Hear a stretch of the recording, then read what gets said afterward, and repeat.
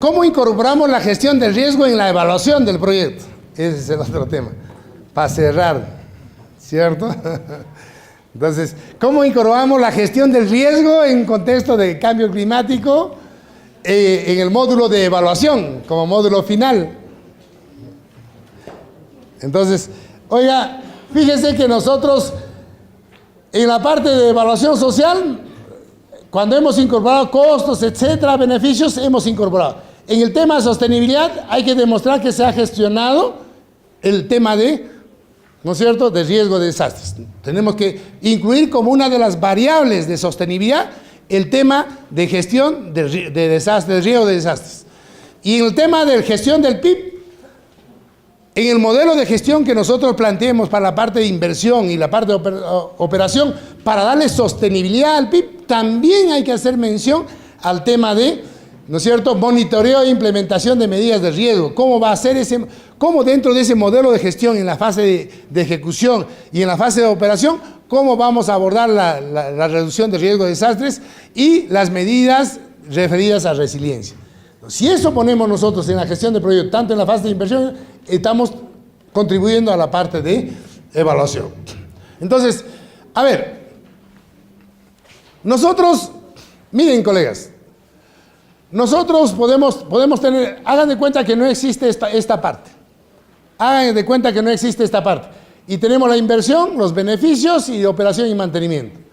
Pero, ¿qué pasa si nosotros no hemos previsto la probabilidad de ocurrencia de un desastre? Entonces lo que vamos a tener es que en determinado tiempo que nosotros hemos previsto en el diagnóstico, pero no hemos hecho nada, se va a paralizar, ¿no es cierto?, el funcionamiento de esto, y voy a tener costos, ¿no es cierto?, referidos al tema de reducción, y voy a tener otro tipo de costos asociados a pérdidas dentro de mi proyecto. Entonces, ¿eso qué significa? Que nosotros, cuando hablamos nosotros, digamos, y hemos trabajado adecuadamente como lo hemos hecho en este evento, y hemos incorporado las acciones de reducción de riesgos, etcétera, eso que nosotros hemos visto anteriormente no va a ocurrir. Y entonces lo que sí va a ocurrir es que usted va a tener, en vez de tener esos costos atrás, va a tener beneficios asociados a los daños y pérdidas que nosotros hemos definido en esa parte. Y esos costos evitados de daños y pérdidas se convierten en beneficio en ese momento donde ocurre ese desastre, que nos puede tocar en el año 5. Entonces, eso, como yo he previsto, se va a convertir en un beneficio. Porque va a ser un costo evitado. Va a ser un costo evitado. Entonces, puede tener un escenario 1 donde se dé en este caso, o cuando tiene usted el escenario 1 hacia el escenario 10, con probabilidad, ¿se acuerdan? 1, 1, 1, 0.1 en cada caso. Entonces, estos beneficios lo distribuyen entre los 10 años para hacer la nueva evaluación del proyecto. Entonces, esto que cuando nosotros no hemos abordado la reducción de riesgos, vamos a tener que evaluar, oiga, si no ha hecho nada de riesgos, evalúe con este flujo. ¿Por qué me está evaluando teniendo completo esto si ahí vamos a tener inferencia? ¿Por qué?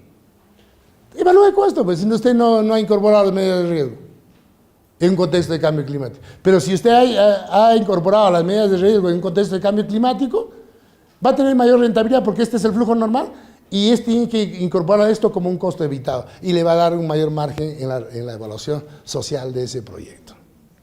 Así de simple, usted lo pone los números en un cuadro, ¿cierto?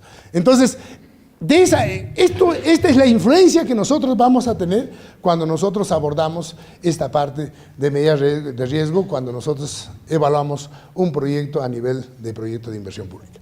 Creo que esto un poco da el corolario y nos demuestra a nosotros que nosotros vamos a tener este tratamiento desde lo que significa marco de referencia hasta la evaluación social del proyecto, incluyendo y su influencia en los distintos componentes hasta en la sostenibilidad. Y por ejemplo, un supuesto va a ser, ¿no es cierto? Todo esto se va a dar si, ¿no es cierto?, si nosotros tenemos tenemos la alianza estratégica con las instituciones que lideran el tema de gestión de riesgos, porque ese supuesto sí nos está faltando.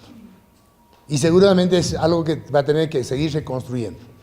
Por ejemplo, ese supuesto es este evento.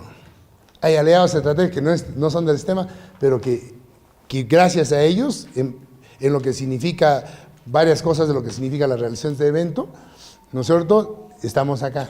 Y si eso lo hacemos en lo que significa la formulación del proyecto y eso incorporamos en la ejecución y en la operación del proyecto, seguramente no solamente lo vamos a hacer dentro del proyecto, sino vamos a hacer que eso se ejecute en el proyecto. Y no solamente se ejecute, sino sea sostenible a través del horizonte, ¿no es cierto?, de evaluación del proyecto.